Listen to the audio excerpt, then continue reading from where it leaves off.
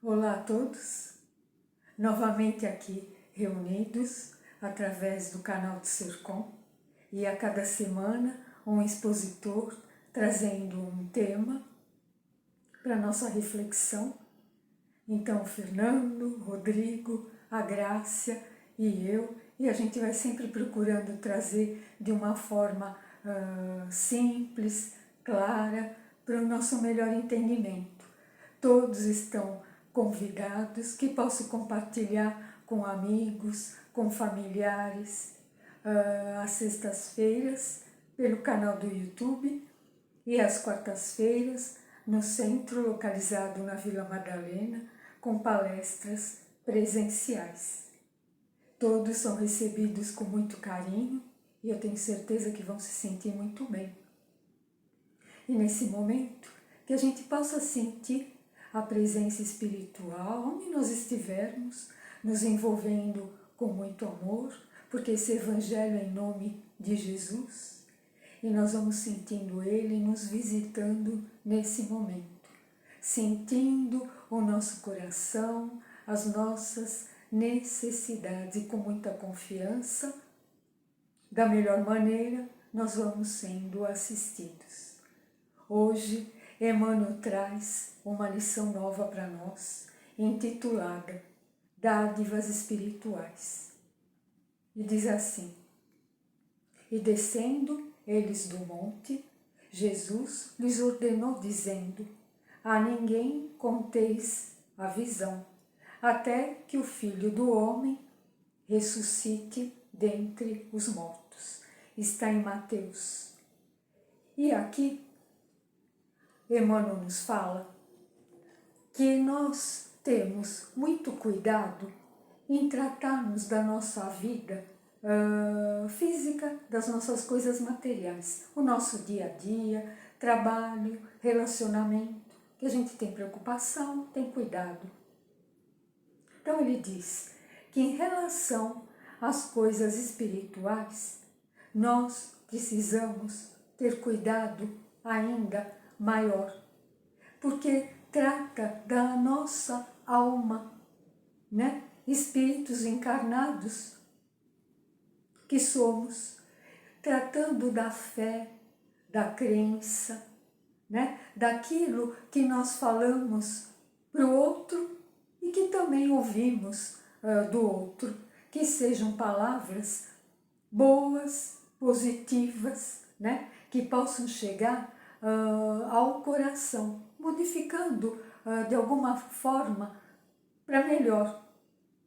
Então ele diz que Jesus deixou um exemplo para nós, e justamente é aqui, nessa passagem em Mateus. Jesus leva com ele Tiago, João e Pedro ao Monte Tabor. Ali há uma grande manifestação. Jesus se transfigura. O rosto, diz no Antigo Testamento, era pura luz. E o corpo, as vestes brancas, alvíssimas. Então algo assim maravilhoso, maravilhoso. E os discípulos ficaram maravilhados. E ali se mostra então Elias e Moisés.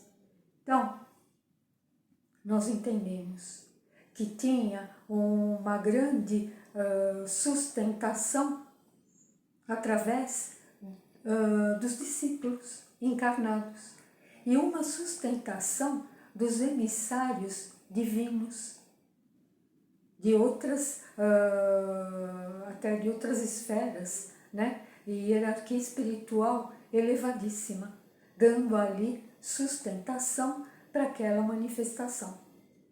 E eles ficaram maravilhados.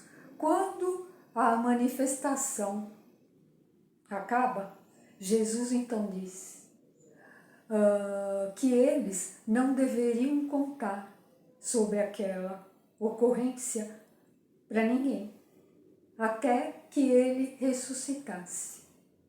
E aí o que nós vamos entender com isso, né? que não contasse a ninguém. Porque Jesus sabia que eram homens ainda que não iriam, de fato, entender. E ele mesmo disse, Elias voltou e eles não entenderam. Ele quis dizer que Elias reencarnou como João Batista.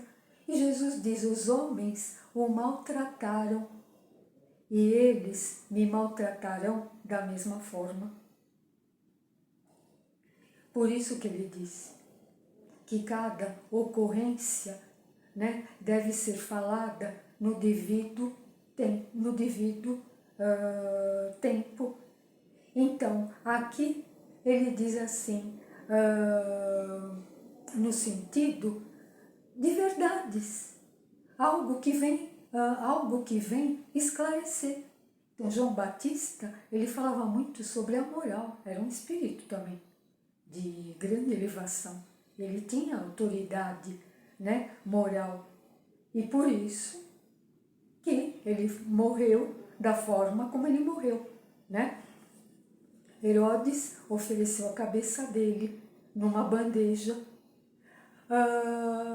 E aí então nós podemos pensar, Jesus estaria enfatizando a mentira? Não, Emmanuel nos fala. Ele não quer que os discípulos naquele momento mentissem. A mentira, nós se formos procurar o sentido da mentira, é algo que engana, ela tem interesses próprios, né? Por isso que ela quer se colocar enganando. E no momento que ela é descoberta, ela foge correndo, não é? Agora, é diferente de coisas que a gente também precisa guardar, esperar o tempo justo. Será que nós podemos chegar para alguém e, como muitas vezes a pessoa diz, mas eu falo a verdade, doa quem doer. Então, nós estamos falando de espíritos de alto entendimento moral.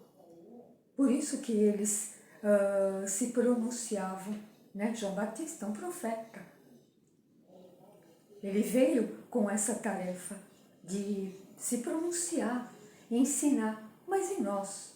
Nós não, porque nós ainda estamos trabalhando, nos educando no campo da moral.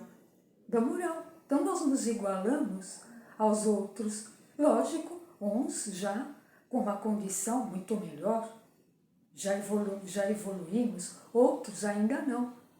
Mas não podemos nos colocar dessa forma. Eu falo a verdade, dou a quem doer, porque o outro também pode falar verdades para mim e eu não vou aceitar, não é? Eu não vou gostar. Então aqui não se trata de mentira, se trata de sabedoria, não é? Coisas que a gente vai poder falar, revelar no tempo justo. Então, nós vamos vendo que cada coisa vem na sua hora e chega no devido momento. Se nós já conhecemos muito e temos condições de ajudar o meio que nós estamos, pessoas, né, que nos cercam, vamos fazer isso da melhor maneira possível. Mas é muito interessante o que essa lição fala, Emmanuel. Não vá baratear o teu conhecimento. O que significa? A gente às vezes querer falar de coisas para o outro que ele ainda não se despertou. Jesus, diante de Nicodemos, ele fala aquilo, o essencial. Como ele disse, você é um doutor da lei e ainda não entendeu essas coisas, então aguarda o momento que você vai compreender. Jesus não tentou colocar tudo para ele à força, falando da reencarnação. De forma alguma. De forma alguma. E nós temos que seguir esse exemplo, respeitando ainda o outro, a situação que ele se encontra, aquilo que ainda ele consegue abarcar, aquilo que ele consegue ainda compreender. Compreender, por isso que fala, não vá baratear, né? Não vá falar coisas, porque às vezes o outro vai o quê? Às vezes ri do que nós falamos, não compreende, zomba, não é? Quantas pessoas que ainda falam, mas eu tenho medo de fantasma. Nossa, o espírito, como ela chama? Fantasma. Será que a gente vai poder se aprofundar muito? Não, tem que respeitar. Respeitar, porque ainda é isso que ela pensa, ainda ela tem que trabalhar com esse medo, buscar maior compreensão, não é? Então é como uma criança. Será que a gente pode chegar e falar para ela sobre a filosofia? A existência humana? Ela vai entender? Não. Então, às vezes, nós somos essas crianças ainda, em vários temas, em vários entendimentos, que a gente ainda não abarca, não é? Ainda não consegue acessar. É questão de tempo e a gente precisa ter respeito. Respeito conosco e com o outro. Então, tudo aquilo que a gente já consegue abarcar, compreender, entender, é intransferível. O próprio Evangelho fala sobre isso. Quantas vezes a pessoa diz, não, eu sou feliz, eu tenho tudo de bom e eu quero que o outro também tenha, né? E não é assim. O próprio Evangelho fala até em questão material financeira, que um pai ele pode deixar a sua herança para os descendentes, para os filhos, mas mesmo assim isso está ligado à vontade de Deus, porque Deus frustra aquele que já pensa ter. Está no Evangelho, dessa forma, que Deus frustra, que a pessoa às vezes ela acha, pronto, aquilo é meu, eu tenho direito, e de repente aquilo foge das suas mãos. Por que diz ali? Tudo depende da vontade de Deus. Então não adianta nós querermos, não é? A gente definir, porque não é assim. A vida não é assim. E o conhecimento, da mesma forma. Que maravilha se a gente dissesse assim, puxa, essa pessoa, eu quero que ela tenha fé. Eu vou na farmácia de manipulação e pego ali um vidrinho com a fé, para ela tomar e ela ter fé. A outra, nossa, a outra, ela anda muito triste. Eu vou manipular a alegria e vou dar, e ela vai tomar, ela vai ficar alegre. Não seria muito bom? Mas não é. É um trabalho íntimo que vai exigir de nós esforço, boa vontade, perseverança. Por isso que diz, é intransferível. Não adianta eu desejar para o outro. Às vezes, eu estou desejando. E ele deseja. Ele quer aquilo que a gente às vezes está oferecendo. E isso nós vamos colocar tanto de forma material, como até no sentido financeiro, como no âmbito do conhecimento, da intelectualidade. Às vezes, você quer dar um livro, emprestar para alguém, diz, puxa, aí tem algo maravilhoso que vai te preencher, vai responder muitas perguntas que você traz. E a pessoa nem abre o livro, nem curiosidade ela tem de ver o que está ali escrito. Por isso que é algo intransferível. E aqui a gente vai entender uma outra situação. Que nós nos decepcionamos muito fácil, né? Às vezes com as pessoas, com situações. Por quê? Porque nós gostaríamos que as pessoas fossem perfeitas, à nossa maneira. Porque nós também não somos perfeitos, né? E o outro também não é, não é. Então, nós gostaríamos que o outro se comportasse segundo as nossas expectativas. E o outro não se comporta assim. Ele se comporta da forma como ele é, da forma como ele age, da forma como ele acredita, da forma como ele pensa. E aí então a gente se frustra, se decepciona, não é?